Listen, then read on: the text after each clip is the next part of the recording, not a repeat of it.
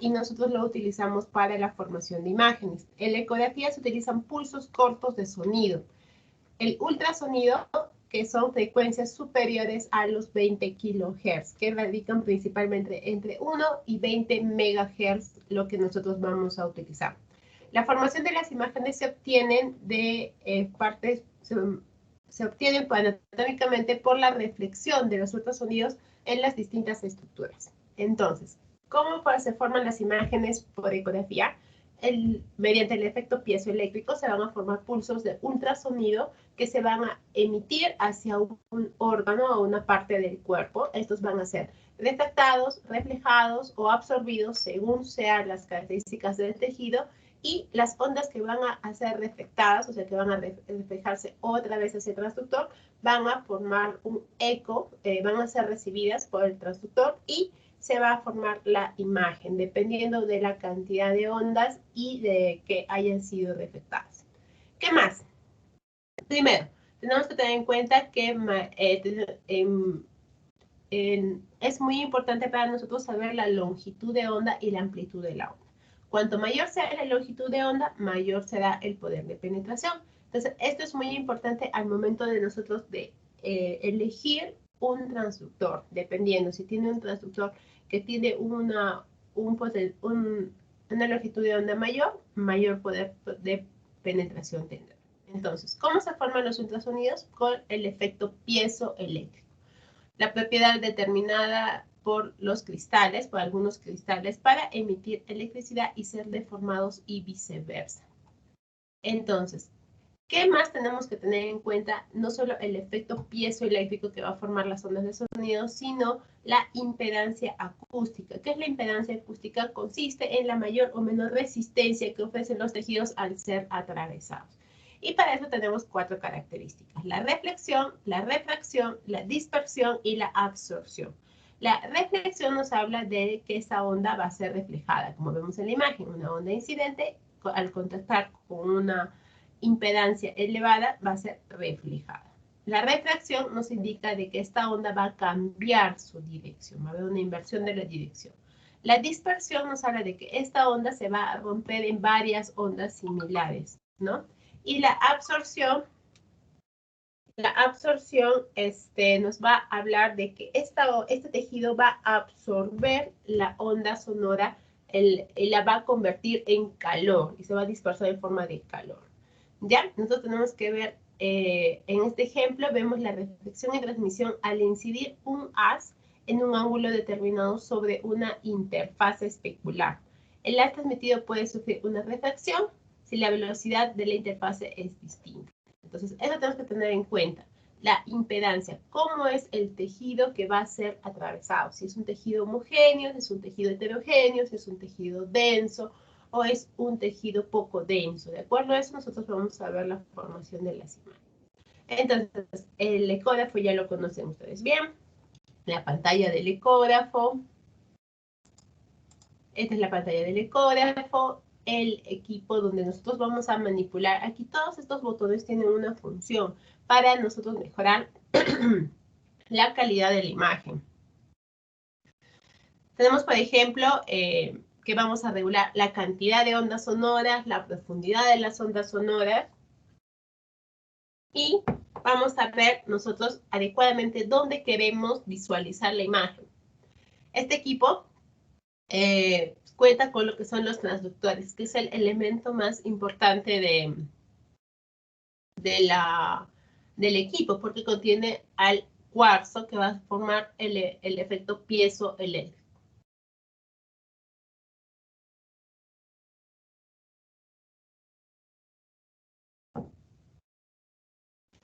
Ok, continuemos. Entonces, ¿qué es lo más importante que les mencioné? Es el transductor. Es lo más valioso y lo más importante del equipo. ¿Por qué? Porque con ese vamos a formar las imágenes, el efecto piezoeléctrico.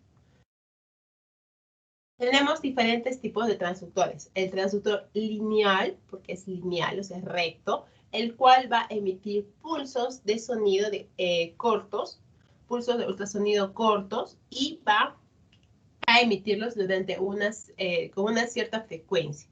Entonces nosotros, como vamos a ver que los pulsos de ultrasonido son cortos, este transductor lineal es principalmente utilizado para evaluar partes blandas, partes superficiales, ¿ya? A diferencia del transductor convexo, por su forma es convexo. Este transductor igual va a emitir pulsos de ultrasonido, el cual se van a ir ampliando conforme aumenta la distancia. Entonces, al inicio son pulsos que están muy juntos y al final pulsos que están separados. Este tipo de transductor nos sirve principalmente para visualizar estructuras que estén profundas. Lo utilizamos principalmente para evaluar cavidad abdominal y pélvica. ¿Qué más? Tenemos el transductor sectorial. Tiene una característica similar al convexo, pero la principal diferencia es de que el ángulo de dispersión de las ondas de ultrasonido varían entre 60 a 90 grados en el transductor convexo y mayor de 90 grados en el transductor sectorial. ¿Por qué? Porque estas ondas requieren una ventana de evaluación pequeña. Por ejemplo, hablamos aquí de su utilización en cardiología, en lo que es el ecocardiograma. ¿Cómo se realiza el ecocardiograma? A través de ventanas intercostales, del espacio intercostal, que es bastante pequeño. Y para que pueda evaluarse adecuadamente el corazón, las ondas van a entrar por un espacio bastante pequeño, como se ve al inicio, son pocas ondas, pero al pasar a través del espacio intercostal se van a expandir en un ángulo mayor a 90 grados, lo cual nos va a permitir evaluar adecuadamente el corazón, ¿ok? Entonces, hay tres tipos de transductores principalmente, el lineal, el convexo y el sectorial. También tenemos el endocavitario. El endocavitario es un transductor que es similar al convexo, pero tiene menor profundidad, llega a menor profundidad que el convexo. Entonces, aquí tenemos una imagen de ecografía en la cual nosotros vamos a visualizar y tenemos que tener claro los conceptos de hipoecogénico, isoecogénico, anecogénico, hiperecogénico, ¿no? Todas las ecogenicidades variables. Eso lo vamos a ver más adelante. Les traigo varias imágenes para que puedan ustedes reconocer las diferentes ecogenicidades. Entonces, para que ustedes se den cuenta, hablamos de ecogenicidad del color que se va a manifestar en la escala de grises. ¿Ya? Esta imagen se denomina modo B o escala de grises. En escala de grises nosotros vemos los colores de los diferentes órganos. Esto es el riñón. En el riñón nosotros evaluamos el parénquima renal, que es normal el color que tiene, es un color negro, no es lo normal. El hígado, aquí nosotros vemos al costado, el hígado tiene la ecogenicidad incrementada, pero cuando hablamos de que algo está incrementado, uno, o lo vemos blanco o es que está de un color más claro que la superficie que está a su alrededor, ¿ya? Son dos características. ¿Qué más? Tenemos la vesícula biliar. La vesícula biliar es anecogénica y nos va a dar un artefacto que se denomina refuerzo acústico posterior. ¿Ya? Es una sombra blanca que nos indica que los haces de luces están atravesando con una gran facilidad. Atraviesan con una gran facilidad porque es una estructura homogénea, a diferencia si tuviéramos una estructura heterogénea. Igual acá se visualiza el hígado. Acá tenemos la vejiga. Es un claro ejemplo del refuerzo acústico posterior. El refuerzo se va a dar en estructuras que tienen contenido líquido o van a presentar contenido líquido. ¿Qué más tenemos aquí para visualizar? Otro artefacto que se presentan cuando nosotros entramos a diferentes impedancias que tenemos, por ejemplo, aquí. Aquí tenemos la impedancia de la piel, tenemos la impedancia del músculo y tenemos la impedancia del agua. Está pasando dos estructuras diferentes y nos va a dar lo que se llama un artefacto de reverberación, que son como líneas paralelas, ¿no? Unas líneas blancas paralelas. Este artefacto de reverberación se da cuando el haz de luz pasa por más de dos estructuras con impedancias diferentes. ¿Y qué más? Tenemos aquí el refuerzo acústico posterior. ¿Qué más tenemos que saber respecto a la ecografía? Lo básico que tenemos que saber de ecografía es Primero, cómo se forman las imágenes y las ecogenicidades. Y además tenemos lo que es la ecografía Doppler. En la ecografía Doppler consiste en la evaluación del cambio de frecuencia de una onda debido al movimiento de la fuente o del observador. Pueden ser cualquiera de las dos. El Doppler pulsado, que es el Doppler que nosotros utilizamos en la actualidad, evalúa y da pulsos cortos de radiofrecuencia. Como vimos aquí, se dan pulsos pequeños de ultrasonido y se espera, hay un tiempo, una pausa en la cual se espera que los ecos regresen al transductor para luego emitir otro pulso de ultrasonido. Y así, espera que los ecos regresen y otra vez emite el pulso de ultrasonido. Por eso sabemos que la velocidad con la que se desplaza una estructura en ultrasonido varía, ¿no? Son velocidades muy rápidas. Entonces, esto se hace en milisegundos. Entonces, eso es lo que hace el Doppler pulsado. Evalúa y emite pulsos ultrasonidos en tiempos muy cortos, pero esto nosotros lo vamos a regular. Eso es lo que nosotros llamamos frecuencia de repetición de pulsos.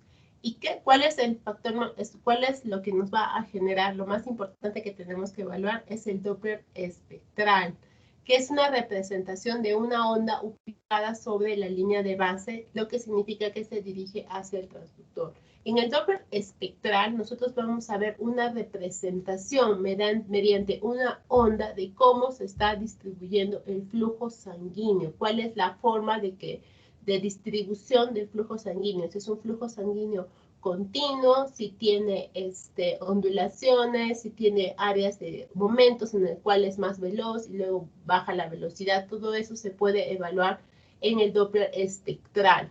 El Doppler color, a diferencia del Doppler espectral, el Doppler color solo nos va a dar color. Nos va a dar color rojo y color azul encima de una imagen de escala de grises, en el cual nosotros vamos a detectar movimiento. Cuando hablamos de color rojo es porque el flujo sanguíneo se acerca al transductor y azul cuando se aleja del transductor. ¿Qué más tenemos? Power Doppler. El Power Doppler no muestra cambios en la velocidad ni en la frecuencia. Lo único que nos dice el Power Doppler es que hay movimiento, pero si se acerca o se aleja o si es rápido o es lento, no nos indica. ¿Qué más? El Power Doppler también se superpone en una imagen de escala de grises y se utiliza principalmente para evaluar lesiones sólidas. ¿Qué más? A diferencia del Doppler color que se representaba en rojo y azul, el Power Doppler se representa en anaranjado. Tenemos un ejemplo de lo que es el Doppler. Entonces tenemos una imagen en escala de grises, que es la que vemos aquí, en la cual nosotros al apretar el botón de Doppler color, nos va a aparecer este rectángulo verde y nosotros lo vamos a colocar encima del vaso, encima de la imagen que nosotros queremos ver. Como vemos aquí, solo se está pintando el vaso porque tiene movimiento. En las partes blandas que están alrededor no se pinta nada de color, ni de rojo ni de azul, porque aquí no hay movimiento. Solo se pinta donde hay movimiento. Entonces, si nosotros hablamos del Doppler color es azul, decimos que el flujo sanguíneo se está alejando del transductor. Al igual aquí. Esta es una representación de Doppler espectral en el cual tenemos una línea de base, que es esta línea de aquí, y si nosotros vemos que la onda se representa debajo de la línea de base, que es esta, hablamos que la sangre o el flujo sanguíneo se está alejando del transductor, ¿ya? Si está por debajo, se aleja, y si es de color azul, se aleja del transductor. ¿Qué tenemos aquí? Acá tenemos la evaluación del riñón y nosotros vamos a evaluar cómo está distribuyéndose la sangre arterial dentro del riñón, si es que hay algún problema o si no hay áreas de perfusión sanguínea arterial. Entonces, igual, nosotros colocamos aquí el cursor encima del color que queremos evaluar y de la parte anatómica. Este es un Doppler renal. En el Doppler renal nosotros tenemos que saber muy bien la parte anatómica, ¿no? Nosotros tenemos nuestra arteria renal derecha, izquierda, que las cuales se van a dividir según en segmentos, ¿no? En varios polos, luego en segmentarias, luego en arcuatas y así sucesivamente. Y nosotros tenemos que evaluar justo dónde inicia la arcuata y termina la segmentaria, que es más o menos en esta zona. Entonces colocamos el transductor aquí encima de la representación de Doppler color rojo, que nos indica que se acerca al transductor, y evaluamos el Doppler espectral. ¿Qué nos dice el Doppler espectral? Acá nos dice que esta es una onda pulsátil. ¿Qué significa pulsátil? Que tiene relación con el pulso y la frecuencia cardíaca. Estas ondas pulsátiles tienen diferentes partes. Tenemos aquí una parte del flujo sistólico, es donde la velocidad que alcanza la sangre en este punto es bastante rápida, ¿no? Se acelera bastante rápido. Y luego hay una meseta con la caída de la velocidad de una forma continua y prolongada, que es la diástole. Esta onda se llama una onda espectral arterial de baja resistencia. Ya es la onda normal de los órganos nobles, como el riñón, el hígado, vaso, páncreas y todas las demás estructuras que nosotros evaluemos que tengan componente arterial, es de baja resistencia. Entonces, si nosotros vemos aquí la línea de base, la onda está sobre la línea de base, por lo tanto decimos que este flujo sanguíneo se acerca al transductor. ¿Qué más? Tenemos que tener en cuenta que va a haber muchos artefactos por la calibración del equipo y por saber utilizar las diferentes, los diferentes componentes del equipo. Entonces, ¿qué es un artefacto? Un artefacto es una imagen que no se correlaciona con una estructura anatómica real. Es un artefacto de ecografía. Es una imagen que nos aparece en la pantalla, pero que no tiene una correlación con una estructura anatómica real. Y tenemos tres principalmente. El de reverberación, que se aparece cuando el haz de sonido atraviesa dos estructuras con diferente impedancia. La sombra acústica posterior, hablamos cuando el haz de sonido no puede atravesar una estructura por lo que es muy densa o es calcificada, entonces hay zonas que van a reflejar más los haces o van a atenuar más estos haces y nos van a dar que en la parte posterior de esta imagen no se va a visualizar nada, entonces va a quedar negro, por eso le llamamos sombra acústica posterior. A diferencia del refuerzo acústico posterior, que nos hablan zonas de menor atenuación, quiere decir que el haz de sonido pasa libremente a través de esa estructura o ese tejido y nos va a dar una sombra blanca posterior. Entonces, eso es refuerzo acústico y sombra acústica. Son opuestos, son polos opuestos de un mismo fenómeno. Listo, antes de hablar del caso clínico, vamos a pasar a ver imágenes, porque esto más que todo lo van a entender con imágenes, no es tan sencillo de entender solo con la parte teórica. Entonces, en práctica 4 son las mismas imágenes que yo ya les he pasado a todos, ¿ya? Y tenemos, para que lo vean mejor así, lo he dividido en varias carpetas. En estas carpetas ustedes van a poder ver estudios ecográficos normales, ya en su gran mayoría son normales. Y les he puesto el título para que sepan qué es lo que están visualizando. Vamos a empezar primero con el de tiroides. Ahora, en el de tiroides se ha realizado con un transductor lineal. ¿Por qué? Porque la representación que yo tengo aquí es cuadrada, ¿ya? Esto es cuadrada. ¿Cómo sé que es lineal? Porque el transductor lineal siempre te va a dar estas imágenes así, en forma de cuadrado o rectángulo, ¿ya?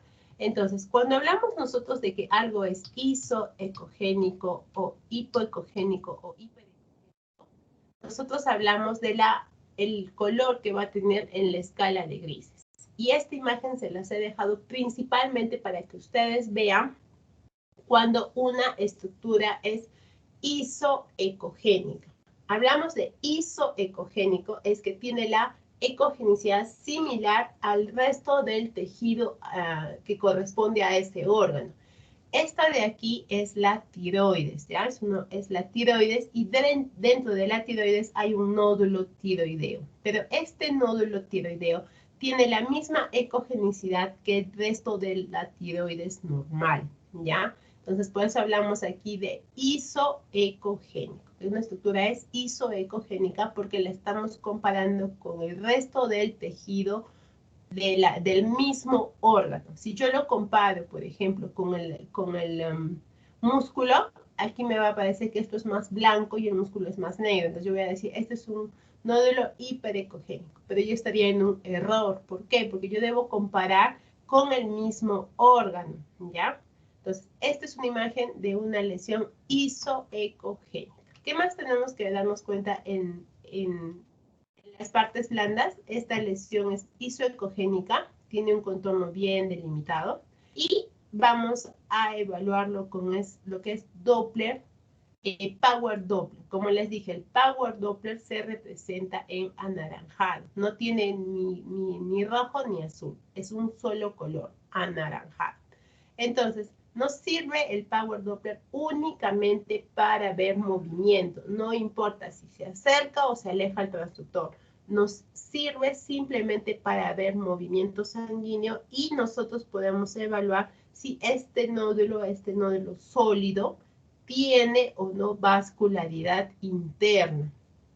Con el Doppler nosotros podemos evaluar y vemos claramente que tiene vascularidad interna. Y sí, es un nódulo hipervascularizado.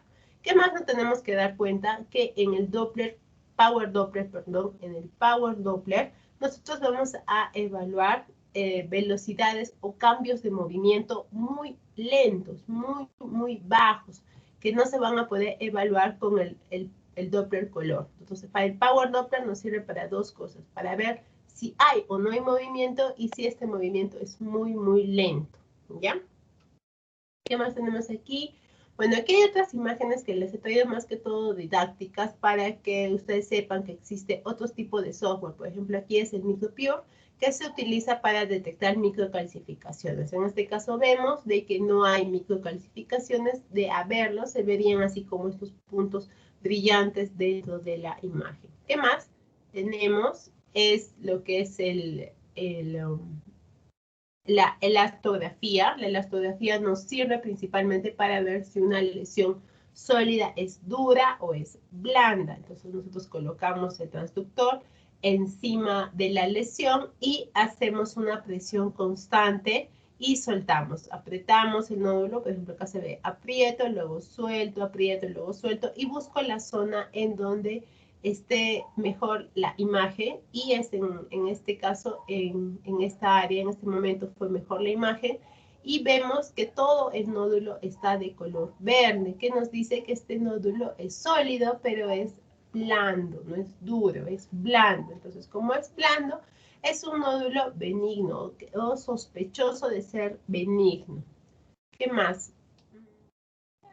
Imagen de tiroides, nada más. Lo más importante es que se acuerden ustedes de esta imagen de aquí, que aquí nosotros podemos diferenciar una lesión isoecogénica, que es de la misma ecogenicidad que el resto del tejido. Listo, y una vez que ya hemos visto la tiroides, vamos a pasar a la mama. Esta es una ecografía mamaria que se las he traído principalmente para que vean las lesiones hipoecogénicas, ¿ok? Esta lesión es hipoecogénica. ¿Por qué? Porque es más oscura que el resto de las partes blandas alrededor, ¿no? O sea, de las partes blandas adyacentes. Entonces, que se les quede bien claro esta imagen. Esta imagen es hipoecogénica. En la escala de grises es una imagen que es más negra y por lo tanto nosotros le decimos que es hipoecogénica. Este es un claro ejemplo de una imagen hipoecogénica.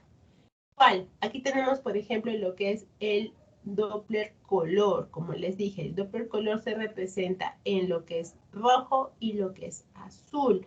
Y nos dice si algo se aleja o se acerca al transductor de acuerdo al color que representa. Entonces vemos que esta lesión es vascularizada, o sea, tiene vascularidad interna, pero la vascularidad que presenta tiene un flujo más alto que el nódulo anterior que vimos. ¿Ya? Esto solo se utiliza para ver si hay vascularidad también. Aquí tenemos la imagen hipoecogénica vascularizada. Con esto vamos que todo le traje esta imagen, estas imágenes más que todo se las traje para que ustedes reconozcan una lesión hipoecogénica. ¿Ok? Ahora, ¿qué tenemos que darnos cuenta aquí? De que es hipoecogénica, pero que no tiene por debajo o posterior a la lesión nada, ni sombra ni refuerzo acústico posterior, ¿ya? Es una imagen normal, que no tiene ningún artefacto que nos confunda, ¿no? No tiene artefactos ni de refuerzo, ni de reverberación, ni artefactos de sombra acústica posterior. Listo, esto es lo que es la imagen de mama. Y ahora vamos a pasar a las imágenes de abdomen, que es para lo que más se solicita ecografía. Aquí tenemos la principal imagen que quiero que vean, esta imagen, que es la imagen de la vesícula biliar con litiasis vesicular. Entonces aquí si lo ven ustedes más claro, vamos a ver que esta es la vesícula biliar y dentro de la vesícula biliar hay contenido hiperecogénico. ¿Por qué decimos que es hiperecogénico? Porque es blanco, en la escala de grises está hacia arriba, entonces está blanco, es hiperecogénico. ¿Qué más vemos? Que posterior a estas imágenes hiperecogénicas nos dan una sombra acústica posterior, que significa que debajo de esta lesión no se visualiza nada. ¿Por qué? Porque los ecos no han podido atravesar esta estructura, han sido refractados, ¿ya? Los han refractado con mucha facilidad y mucha rapidez, entonces no se formó imagen debajo de esta lesión. Esto hablamos principalmente con estructuras que son muy densas, no necesariamente estructuras calcificadas. Siempre se ve con calcio, pero también se puede ver en estructuras que sean densas. Como ya les comenté en la clase pasada, las litiasis pueden ser litiasis de colesterol o litiasis de sales biliares y no necesariamente calcificadas, y no son radiopacas, ¿ya? Eso es muy importante que se den cuenta. Te da refuerzo acústico una estructura o un tejido que es denso, que es muy denso, que no necesariamente tiene que estar calcificado. Y para que ustedes se den cuenta cómo es una sombra acústica posterior. Ya esta imagen está específicamente para eso, para que ustedes vean cómo es una sombra acústica posterior. ¿Qué más? Les he traído aquí esta imagen porque tiene las estructuras normales. Aquí tenemos el páncreas, que es un páncreas muy bonito, y el hígado, ¿no? Que tiene una ecogenicidad normal. Este color es el color normal que deben tener las estructuras. Aquí vemos, por ejemplo, el riñón derecho, que es un riñón derecho, y el parénquima es isoecogénico con el parénquima del hígado, ¿ya? Esto es un hígado normal. En el hígado anterior que vimos estaba más blanco, estaba más hiperecogénico. ¿Qué nos indicaba eso? De que había mucho contenido graso dentro de ese hígado y era un hígado graso, ¿ya? Es lo que más frecuente van a ver en las ecografías. El diagnóstico que más hay es hígado graso. ¿Qué más? Este hígado es un hígado normal. ¿Por qué? Porque su ecogenicidad es igual a la del riñón adyacente. Es igual o similar. Igual acá tenemos el riñón izquierdo, es otro riñón. Y algo que también quiero que se den cuenta aquí es que la médula del riñón, el riñón se divide en corteza y médula, toda la parte del parénquima es hipoecogénica y la médula renal es hiperecogénica. ¿Por qué? ¿Por qué es hiperecogénica? Porque ahí nosotros vamos a encontrar gran cantidad de vasos y estructuras y nos van a dar esta ecogenicidad.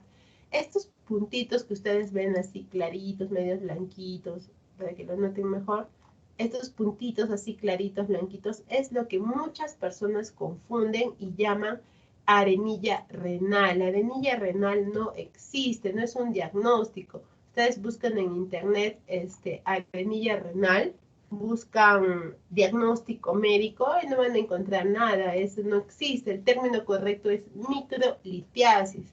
Y la microlitiasis, a pesar de ser una lesión súper pequeña te va a dejar siempre una sombra acústica posterior, a diferencia de la médula que tenga, por ejemplo, esta estructura de aquí es un vaso sanguíneo, y por lo tanto no me va a dar sombra acústica posterior.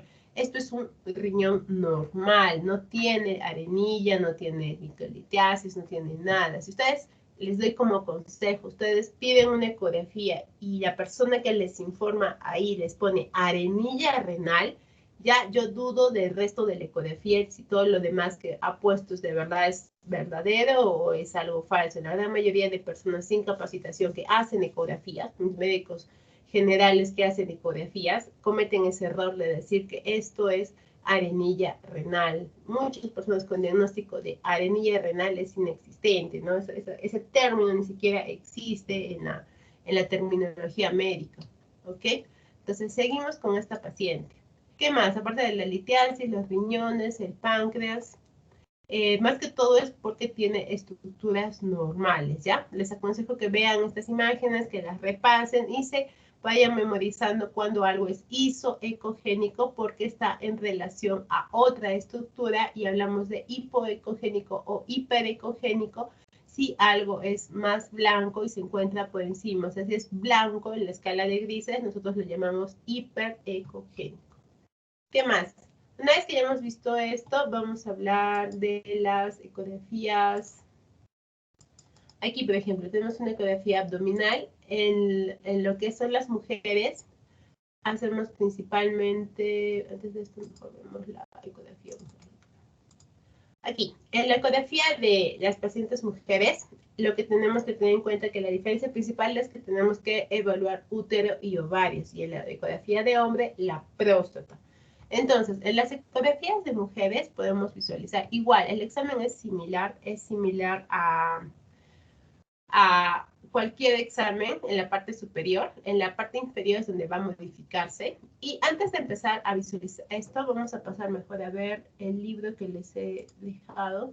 Les he subido al aula virtual un libro de ecografía básica. Este es un libro bastante básico. Este es el coquito de la ecografía. Es súper sencillo y es muy didáctico para que ustedes se den cuenta cómo se forman las imágenes. Nos va a dividir en varios segmentos, desde los vasos, hígado, vesícula biliar, páncreas, vaso, riñones, glándulas suprarrenales, estómago, vejiga, próstata, útero y la tiroides. Son los órganos más importantes que vamos a hacer nosotros ecografía. Y acá te va a decir con esquemas, bien bonitos los esquemas, de cómo se forman las imágenes de acuerdo a la posición del transductor. Entonces, esto es un transductor convexo y aquí yo estoy utilizando en una posición longitudinal en relación al eje mayor del cuerpo, ¿no? Longitudinal. Y si yo lo coloco en línea media supraumbilical, tengo una imagen, así yo la coloco en línea media infraumbilical. Aquí tenemos, por ejemplo, nos pone un esquema anatómico de dónde está ubicado el transductor en longitudinal y nos pone un esquema didáctico para ver qué estructuras estamos visualizando, ¿no? Aquí, por ejemplo, si lo colocamos en línea media supraumbilical, aquí tenemos que visualizar la aorta, la mesentérica, el tronco celíaco parcialmente, el páncreas, el intestino y el hígado. Igual, si lo ponemos en línea media infraumbilical, en esta paciente mujer, vamos a ver que tiene vejiga, 85 útero y 89 lo que es la ampolla rectal. Igual, si lo colocamos en línea paramediana o línea media clavicular derecha o línea media clavicular izquierda. Si es línea media clavicular derecha, ¿qué vamos a ver? El hígado. Entonces vemos el esquema aquí que el transductor está colocado en línea media clavicular derecha a nivel de hipocondrio derecho. Si hablamos de hipocondrio derecho es hígado, principalmente lo que vamos a evaluar. Tenemos el 20 que es el hígado, 30 vesícula biliar, 76 intestino delgado y 60 es el riñón. Igual si lo colocamos en línea media clavicular izquierda, en la media izquierda vamos a ver el vaso, vamos a ver el estómago, parte de la colita del páncreas y podemos visualizar aquí también el riñón izquierdo, ¿ya? Aquí tiene otra imagen de cómo colocamos en esta posición. Es una posición transversal. En la posición transversal, nosotros vamos a ver de una forma como si fuera un corte axial de tomografía. Igual, en la posición longitudinal lo vemos como si fuera un corte sagital y en la posición transversal como si fuera un corte axial, ¿ya? Entonces, igual, si lo colocamos en corte transversal, es en línea media supraumbilical, tenemos una imagen, y si lo colocamos en línea media infraumbilical, otra imagen. Igual aquí es característico, ¿no? Este es como si lo viéramos nosotros en un corte axial. Vamos a ver el páncreas, vamos a ver la aorta, la vena cava, el intestino, los riñones. Igual, si lo colocamos infraumbilical, aquí podemos ver la vejiga, podemos ver parte del útero y también lo que es la ampolla rectal. Y bueno, estos podemos ver, este libro es bastante didáctico y te dice cómo debes colocar el transductor y qué estructuras vas a visualizar. También te dice cuál es la mejor forma de evaluar un órgano. Por ejemplo, si nosotros queremos ver el riñón, podemos voltear al paciente de costado y colocamos el transductor en esta posición tal cual y aparece el riñón, ¿ya? Entonces aquí podemos ver el hígado con el riñón, el vaso con el riñón, igual, tal cual. Igual si lo colocamos en transversal y evaluamos el resto de las estructuras. Ya les dije, si colocamos el transductor en transversal, estamos viendo como si fuera un corte axial. Y si lo colocamos en longitudinal, lo vemos en este caso como si fuera un corte coronal porque el paciente está en decúbito lateral. ¿Qué más? Este libro es bastante sencillo porque vamos a poder hacer los vasos. Te dice, aquí te dice bonito. Te pone el topograma de dónde está el transductor y te dice qué es lo que vas a encontrar en escala de grises. Pero si no te ubicas en escala de grises, también te hace un esquema más didáctico para que se puedan ubicar. Es bastante sencillo, les recomiendo si a alguno le interesa esta parte, ir viendo más o menos cómo visualizar cada estructura. Aquí están todas las partes del cuerpo, por ejemplo, acá se ve bonito, nos hemos pasado. El tronco celíaco, ¿no? No, perdón, esta es la mesentérica. Se ve bonito cómo nace la mesentérica superior. Bien bonito se ve. ¿Qué más? Vemos la cava, cómo se evalúa la cava, en qué posición tiene que estar el transductor para nosotros evaluar la cava. Incluso te dice si tienes que angular el transductor, ¿no? Es bien didáctico de este libro, te dice en qué parte del cuerpo tienes que colocar el transductor y de qué forma para ver qué estructura diferente. Cada numerito es una estructura y de todos tiene una leyenda al final. ¿Qué más? Por ejemplo, acá el hígado, incluso te dice dónde colocar los transductores para evaluar segmentos hepáticos, ¿no? Digamos, aquí te dice el segmento 4, el segmento 1, dónde debo colocar el transductor. ¿Ok? Es bien didáctico este libro y te dice no solo lo que es abdomen, sino también lo que es tiroides. Te dice en qué parte del cuello debo colocar yo una estructura, perdón, debo colocar el transductor para ver la tiroides, ¿no? Te dice bien bonito acá. Y algo fundamental que ustedes tienen que aprender es esto, son las medidas. Esto sí para entrar al examen es las medidas, cuánto debe medir cada órgano, cuánto es lo normal que debe medir cada órgano. Hay varias clasificaciones y acá te dice cuánto debe medir el páncreas, cuánto debe medir el Wilson, cuánto debe medir el vaso, los riñones y que no les exijo tanto que sepan qué significa si está aumentado o disminuido, pero por lo menos los valores normales, ¿no? La glándula tiroides, cuáles son los valores, cuánto debe ser el volumen normal de glándula tiroides, qué más, de la aorta, cuánto debe medir la cava, cuánto debe medir la porta, la vesícula biliar, hasta cuánto es normal. Después, todos los diámetros del hígado, cómo se debe medir el hígado, ¿ya? ¿Qué más? Y bueno, acá está la leyenda de todas las estructuras que ustedes pueden visualizar, ¿no? Entonces, este libro es bastante didáctico, les recomiendo que lo vayan leyendo o lo vayan viendo cómo más o menos se deben ver las estructuras, ¿no? Acá te ponen estructuras normales, como normalmente se ven. Entonces, nosotros ya sabiendo cómo adquirimos esta imagen, ya podemos nosotros empezar a evaluar. Este es un estudio de ecografía de una paciente mujer. que tiene casi todo es normal, ¿no? Aquí vemos la ecogenicidad. Vemos que es diferente a la ecogenicidad del riñón, pero a pesar de que es diferente, todavía lo consideramos en un rango normal.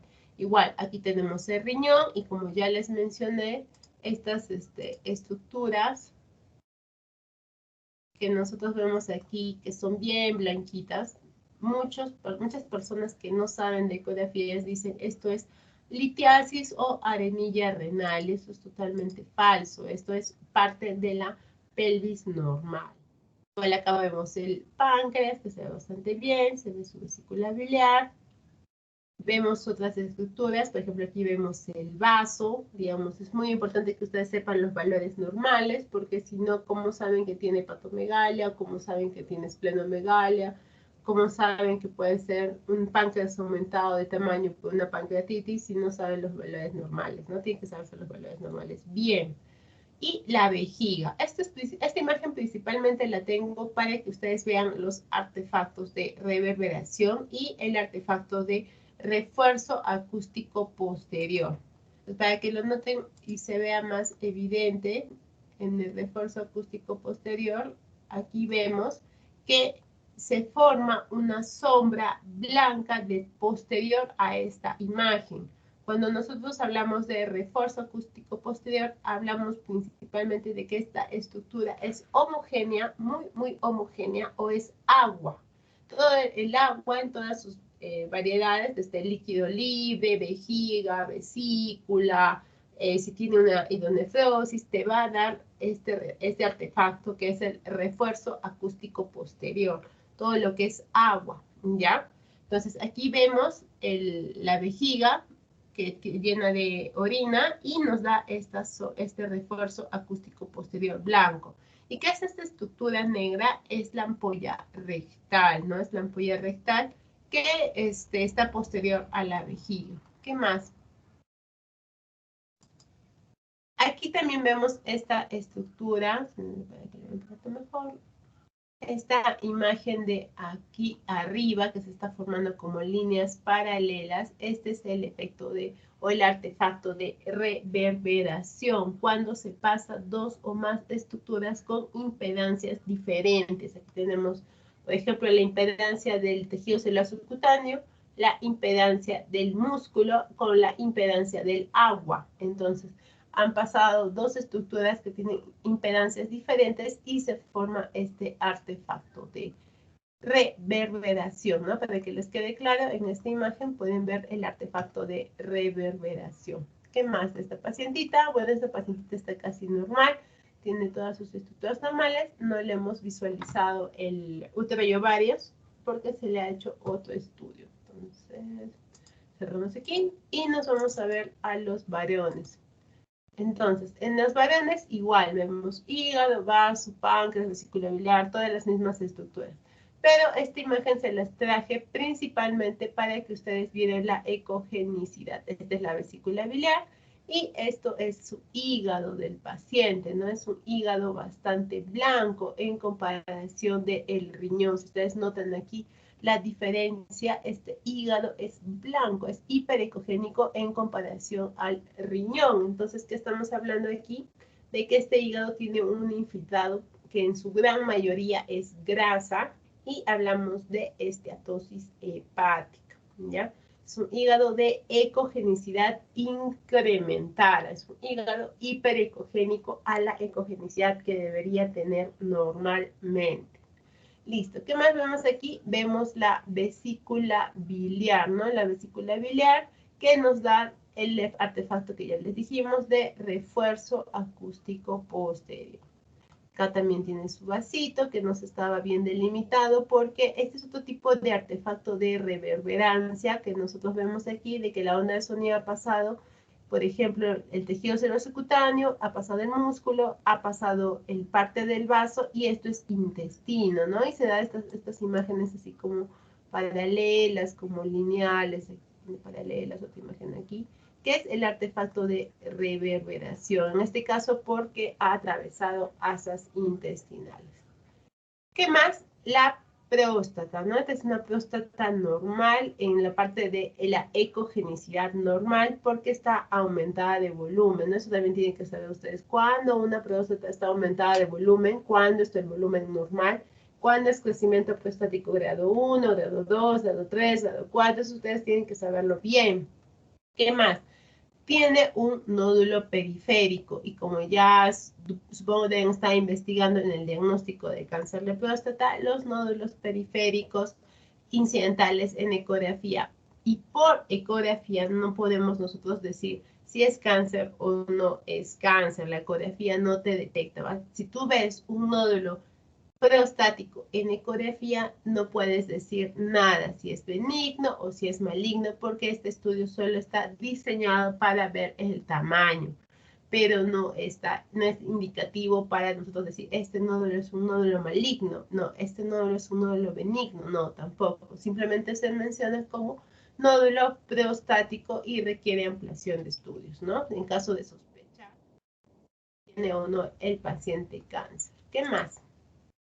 Una vez que ya hemos visto la ecografía abdominal, vamos a ver las ecografías endovaginales. Las ecografías endovaginales son principalmente utilizadas para la evaluación de útero y ovarios, ¿ya?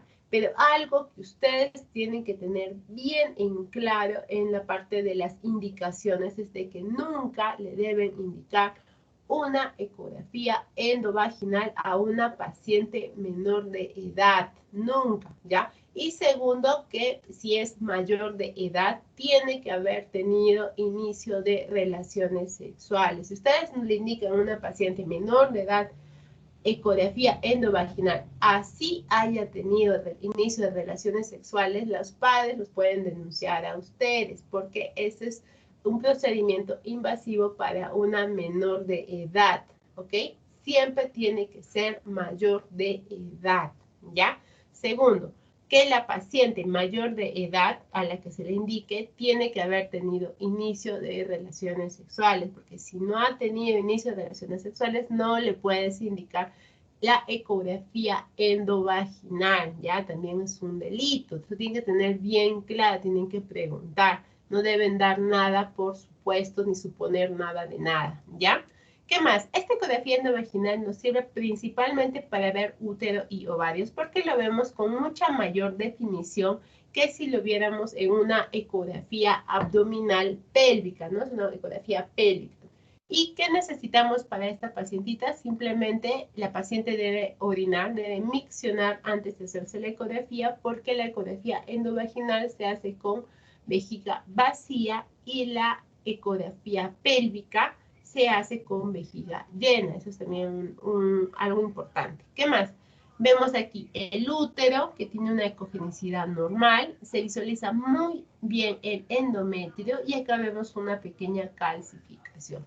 ¿Qué más? Vemos el ovario, que tiene un quiste en su interior, pero que este quiste tenemos que nosotros correlacionarlo con la clínica de la paciente y le preguntamos, señora o señorita, ¿qué día de su ciclo menstrual se encuentra usted? Y nos dice, doctor, estoy en el día 16. Ya, entonces quiere decir que este quiste es un folículo persistente, ¿no? Es un folículo que no ha eclosionado con la ovulación. Y posteriormente puede ser que el siguiente ciclo o después eclosione y desaparezca. Y no es un quiste, ¿ya? Porque los quistes tienen un diagnóstico y una característica diferente a un folículo normal, un folículo persistente. También si hablamos, por ejemplo, de que un ovario, ¿cuántos folículos tiene? Eso también es parte del diagnóstico, ¿no? Con esta ecografía nosotros podemos incluso contar cuántos folículos tiene un ovario y de acuerdo a la cantidad de folículos y dónde se ubican los folículos, podemos decir, no, esta es una paciente con el síndrome de ovario poliquístico o si es una paciente normal, ¿no? Con un ovario folicular normal. Aquí podemos ver a las medidas del útero, no solo en una evaluación longitudinal, sino en una evaluación transversal. Ahora, esta ecografía yo no se las recomiendo que ustedes la realicen en pregrado y menos, o sea, de médico general. requiere entrenamiento. ¿Por qué? Porque para nosotros obtener adecuadamente la imagen requiere adecuado entrenamiento en la orientación. ¿Por qué? Porque acá nosotros ya no podemos modificar el transductor como en la parte superior, no de transversal ni de longitudinal, sino se requiere mediante giros. Y esos giros te pueden hacer desubicarte.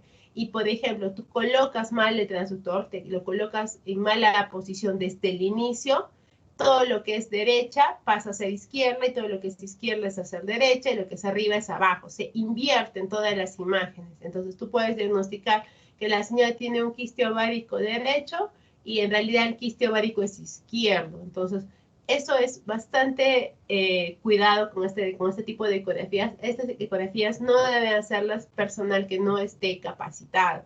Ya estas ecografías están destinadas únicamente al médico radiólogo y al médico gineco-obstetra, ¿no? Que son los que hacen este tipo de ecografías.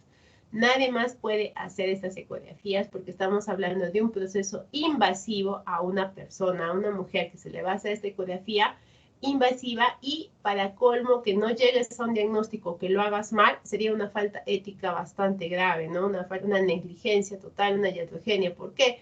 Porque estás haciendo algo para lo que no estás capacitado, para lo cual no va a servir para un diagnóstico y es un proceso invasivo. Entonces, estas ecografías no las debe hacer un personal no capacitado. Ustedes como médicos generales tienen que entrenar a las pacientes y decirles, señora, usted vaya a hacerse esta ecografía, la vaya a hacer con un radiólogo o con un gineco-obstetra, jamás con otro tipo de personal, ni con las obstetrices, ni con médicos generales, ni con ecografistas, ni tecnólogos médicos que hacen ecografía, ni nada de personas no capacitadas para este tipo de estudios, ¿ok? Eso tienen que saber ustedes bien. ¿Qué más podemos visualizar? Bueno, estos son los principales estudios que tenemos de ecografía y ahora vamos a pasar al Doppler. Este es un estudio de Doppler venoso en el cual les vamos a ver un poco de lo que es el Doppler espectral. Entonces, empezamos aquí.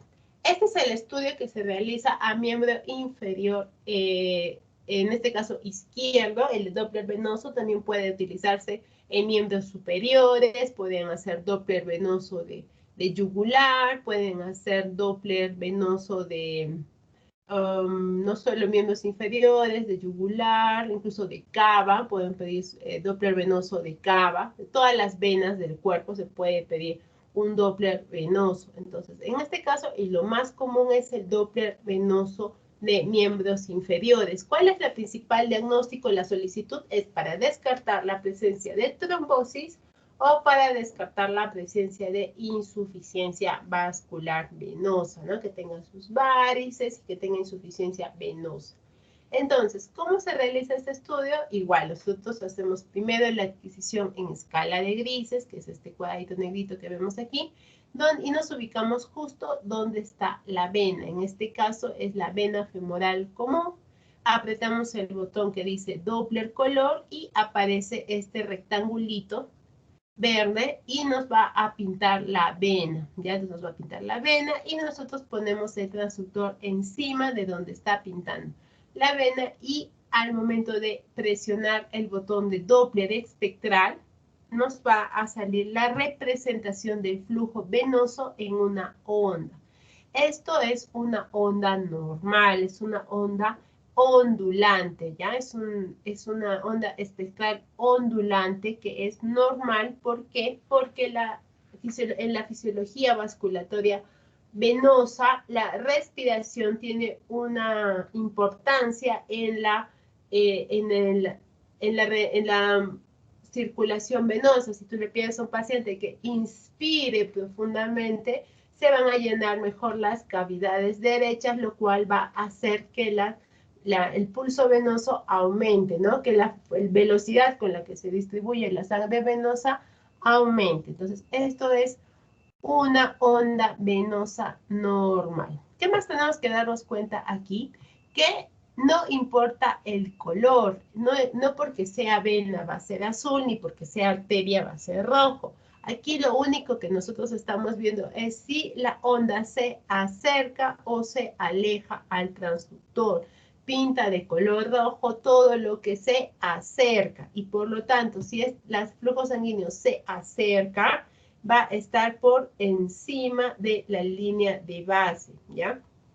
A esto no importa si es vena o si es arteria, no importa, lo que importa es la dirección en la que viene. Si viene en dirección hacia el transductor, es de color rojo. Si se aleja del transductor, es color azul. ¿Ok? Aquí también tenemos otro ejemplo de la vena. Y aquí ustedes pueden darse cuenta que la vena no se ha pintado de color rojo a pesar de estar con el con el color Doppler. ¿Por qué?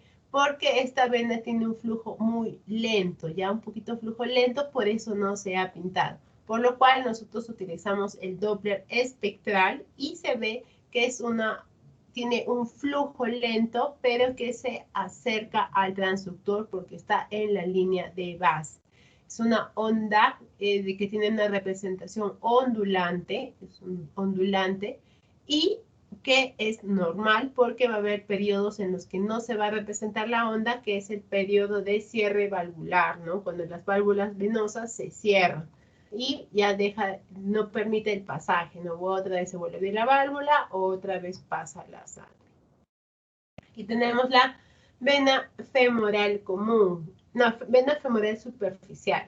A diferencia de la vena femoral común, nosotros vemos de que la velocidad con la que presenta es una velocidad bastante baja, ¿ya? Nosotros tenemos varios numeritos que tener en cuenta aquí. Igual, hacemos nuestra adquisición en escala de grises y colocamos el cuadrado, lo que es el Doppler color, sobre el vaso y colocamos el cursor justo en el medio. Entonces, esto es lo que yo les dije en la clase hace unos momentos de la frecuencia de repetición de pulso o PRF. Aquí la repetición de pulso está en 22. Cuando yo quiero evaluar estructuras que vayan muy lento, vascularidad muy lenta, le tengo que bajar el PRF a menos, ¿no? En este caso, por ejemplo, está en 22, era un PRF muy elevado. Y la velocidad sale en 15 centímetros por segundo. Quiere decir que el flujo venoso de la vena femoral superficial avanza a 15 centímetros por segundo.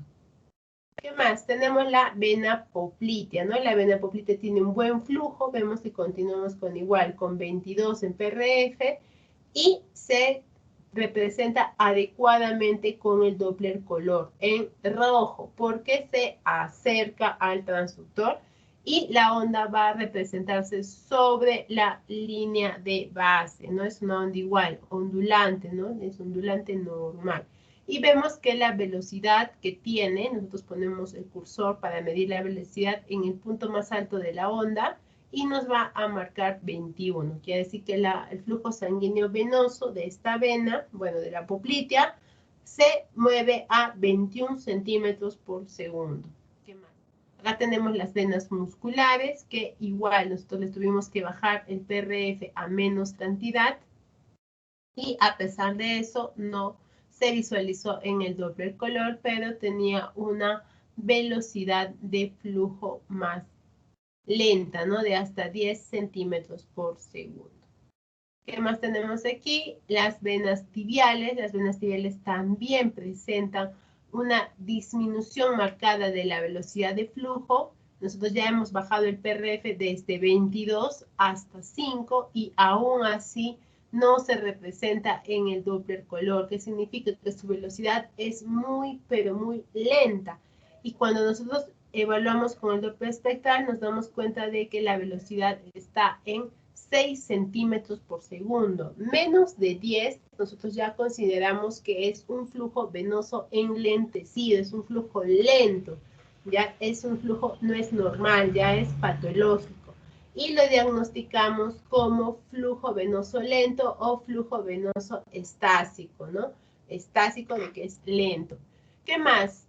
Pero en la vena poplitea estaba normal, el flujo estaba normal y solo el problema es en las venas tibiales. ¿Qué quiere decir? Que su flujo venoso está muy lento, pero a nivel infrapopliteo, ¿no? La tibial tanto anterior y posterior tenía un flujo lento lo que significa que le puede dar molestias a la paciente, ¿no? La típica que se le hinchan los pies, que tiene picazón, que tiene malestar, edema a veces por la éstasis venosa. Listo, entonces la vena, el Doppler venoso.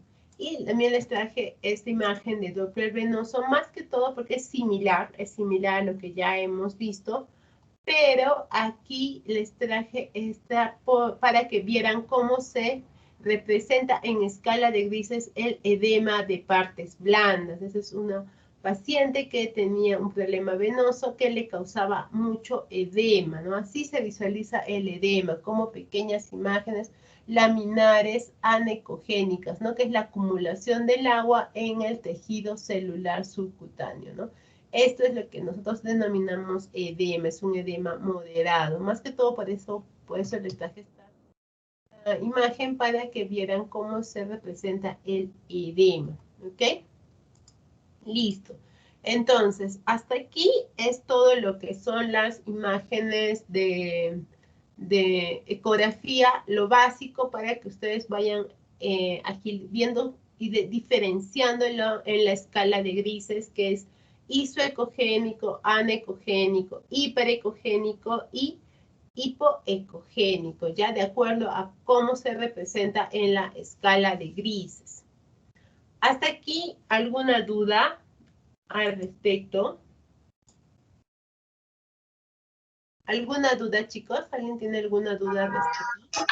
Sí, doctora, tenía una duda acerca de lo que es el artefacto de cola de cometa, si es considerado también como un tipo de reverberancia o cómo se ve. Ya, el artefacto de cola de cometa se visualiza como si una estructura hiperecogénica tuviera refuerzo acústico posterior. O sea, se ve una imagen hiperecogénica debajo, como el refuerzo acústico posterior. Eso nos habla de una estructura que es densa, pero que es homogénea. Más que todo se aparece en la tiroides, en el coloide de la tiroides, todo lo que es coloide tiroideo, lo puedes ver el artefacto de cola de cometa. En algunos procesos inflamatorios también, pero más que todo en lo que es tiroides.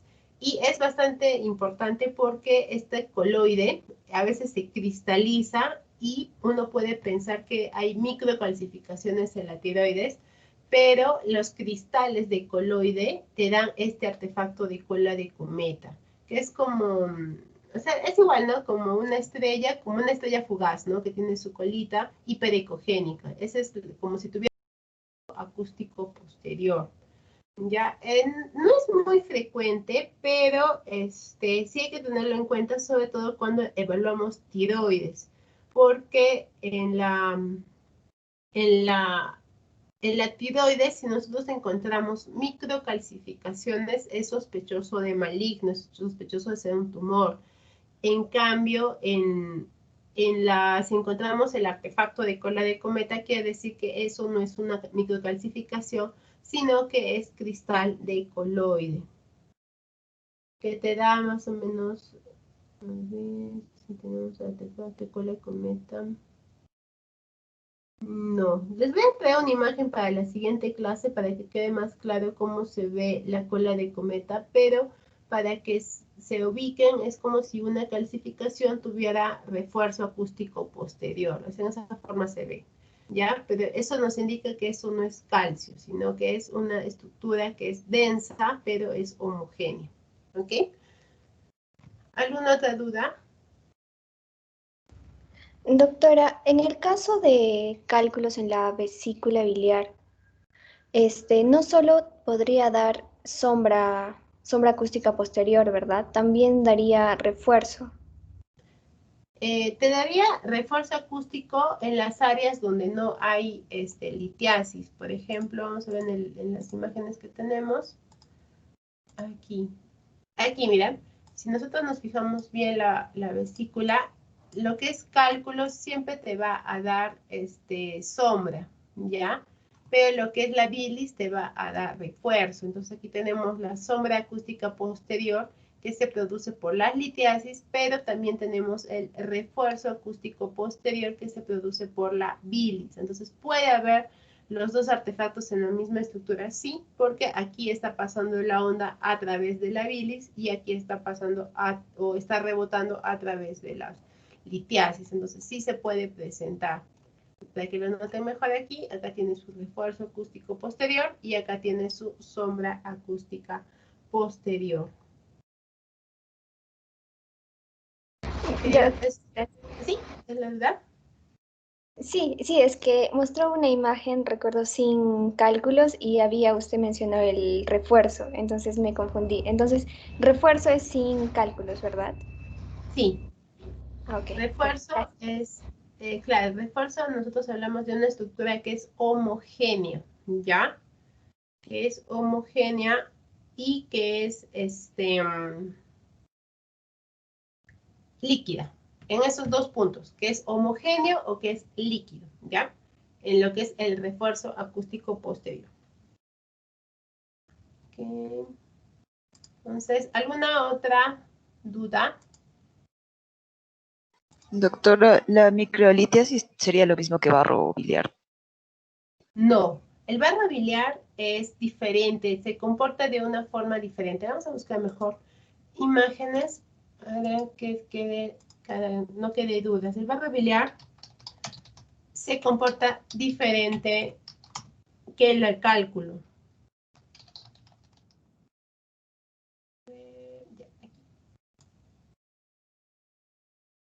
Ya veamos. Y aquí hay una imagen para que lo vean.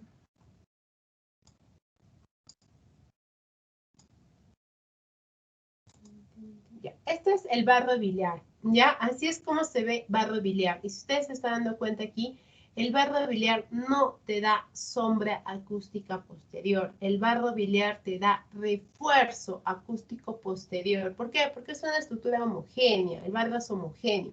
Junto con la bilis, ¿no? La bilis también te da refuerzo acústico posterior. Entonces, si ustedes ven esta imagen dentro de la vesícula biliar, es barro biliar, ¿ya? El barro biliar es muy distinto a la litiasis biliar, ¿ya? No son similares, se comportan diferente, incluso en la ecografía, ¿no?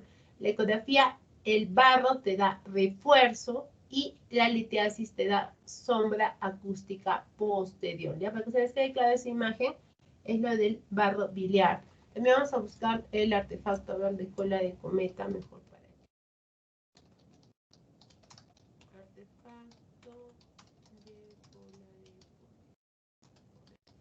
para que ya sepan ustedes bien cómo se visualiza. Más o menos es así.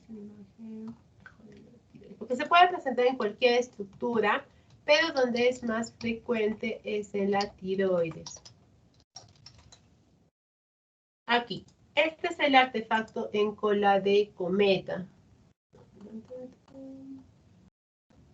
Este es el artefacto en cola de cometa para que ustedes lo vean. Una imagen hiperecogénica como si tuviera una litiasis, pero te da una sombra como si fuera refuerzo acústico posterior, ¿ya?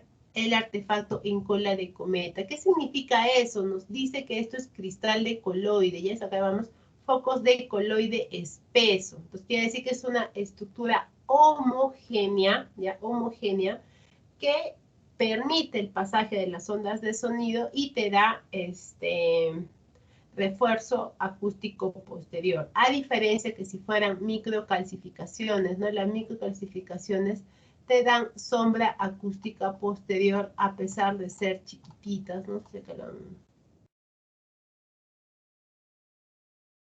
pesar de ser chiquititas, acá por ejemplo, miren, pueden ver que las litiasis, a pesar de ser bien chiquititas, bien puntiformes, te dan la sombra acústica posterior, porque son estructuras muy densas que no permiten el pasaje de las ondas de sonido a través de ellas y te van a dejar la sombra acústica. Ya para que se les quede claro, así se ven las litiasis. Por más chiquita que sea una litiasis, te va a dar sombra acústica posterior, a diferencia de la cola de cometa, ¿no? La cola de cometa no es calcio, sino es coloide.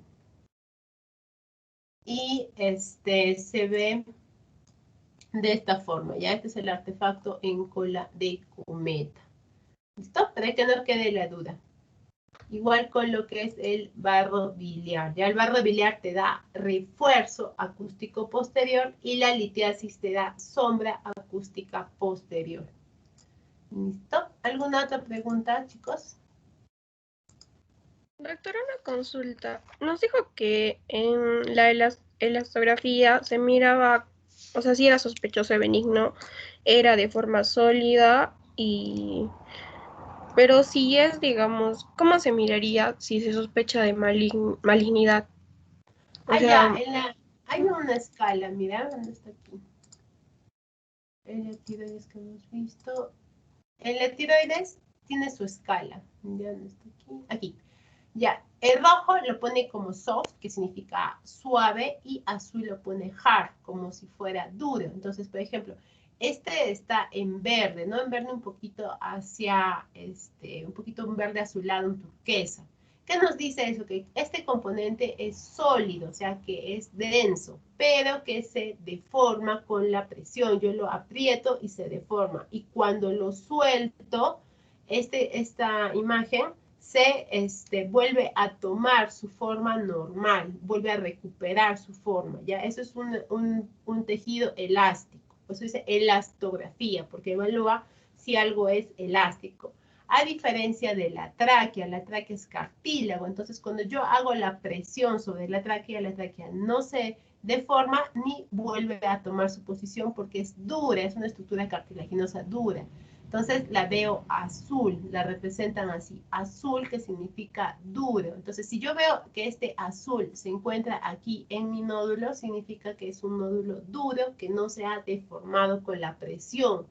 Aquí ustedes pueden ver estas ondas, que es la presión que se ejerce con el transductor. Acá no ha sido una sola adquisición, no han sido varias adquisiciones, y se busca donde este rectangulito esté más lleno de color verde, o sea, donde se haya ejercido la mejor presión, ¿ya?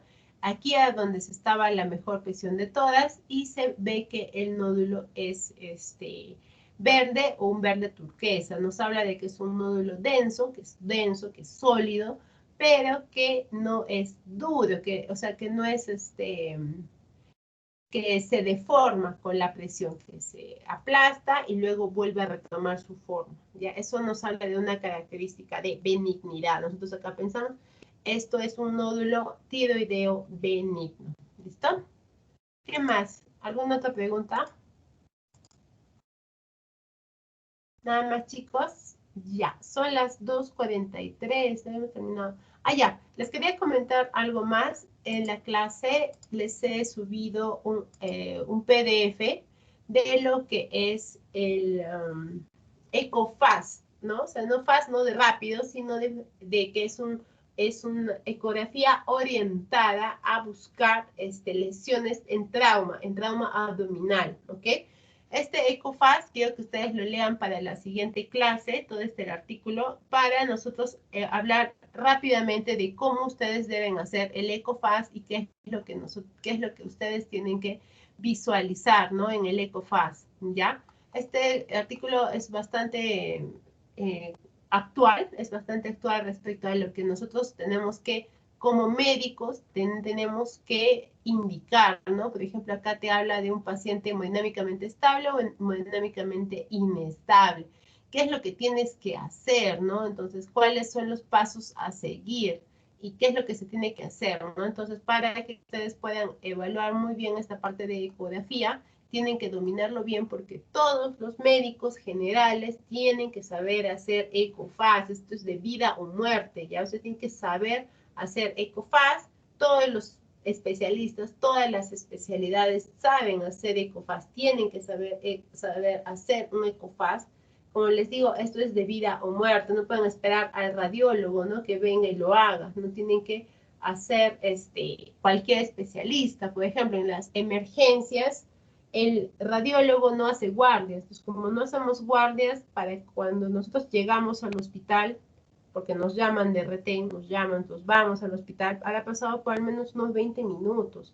20 minutos o media hora, ya siendo veloces, ¿no? En manejar, digamos, de donde estés de tu casa al hospital, ponle 20 minutos, 15, ¿no? En 15 minutos, si tu paciente tenía sangrado activo, ya se murió, ya no hay, ya cuánto de sangre ha perdido en 15 minutos mientras esperas. Por eso se recomienda que esta ecografía EcoFast tienen que saberlo hacer todos los médicos, no solo médicos radiólogos, tienen que saberlo todos, ¿no?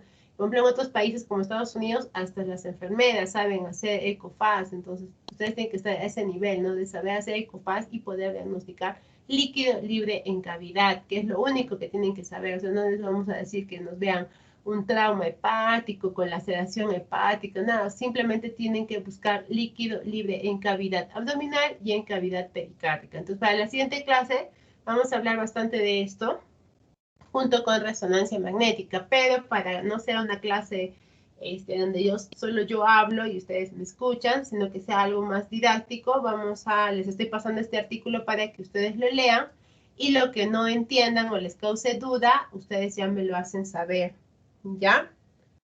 Listo, entonces, siendo las 2:46, vamos a pasar. ¿Alguna duda al respecto de lo que hemos avanzado ahora, chicos?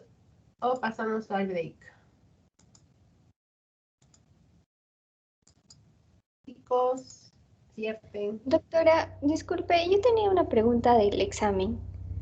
Lo de la pregunta para llenar, lo del ancho de ventana. Ah, sí, eso también había problemas con el otro grupo. Hay varios chicos que han puesto respuestas correctas, pero que no estaban en la respuesta, ¿no? Entonces, sí, yo lo voy a considerar, igual que para las otras quizzes, les voy a considerar lo que pongan, ¿no? Lo que hayan escrito abajo, si es correcto, yo les voy a subir un punto, ¿ya? También había una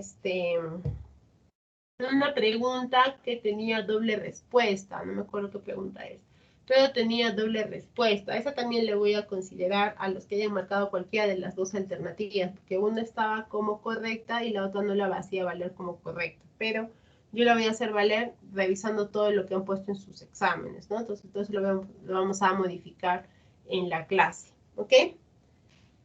¿Alguna otra pregunta? ¿Ninguna? Ok, van a ser casi las 3 de la tarde. Entonces, vamos a pasar a lo que es el caso clínico. Ya ustedes ya lo deben tener. Vamos a usarlo. Caso clínico.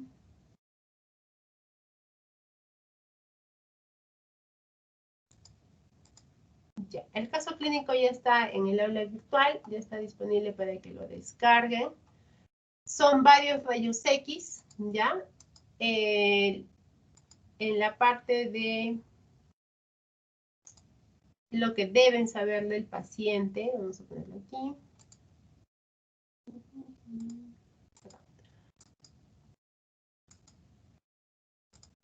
Muy bien. Listo. Entonces, en el caso clínico es un paciente de sexo masculino de 60 años que es referido a nuestra institución por un síndrome de intestino corto para nutrición parenteral total. O sea, nosotros no tienen este paciente cáncer, ¿no? Lo llegó al IRENSUR solo para tratamiento de nutrición parenteral total. Y se le coloca un catéter venoso central. ¿Listo? Es todo lo que tienen que saber. El diagnóstico, no les pido que me den diagnóstico, solo más que todo que describan bien las placas. Listo, chicos, tienen media hora para ponerse de acuerdo, para repasar temas o para ver los temas de lo que hemos evaluado. Y son las 2:50. Nos estamos viendo entonces a las 3:20 minutos para iniciar el caso clínico, ya 3:20 minutos. Entonces nosotros solo han dado 2 grupos, ¿no?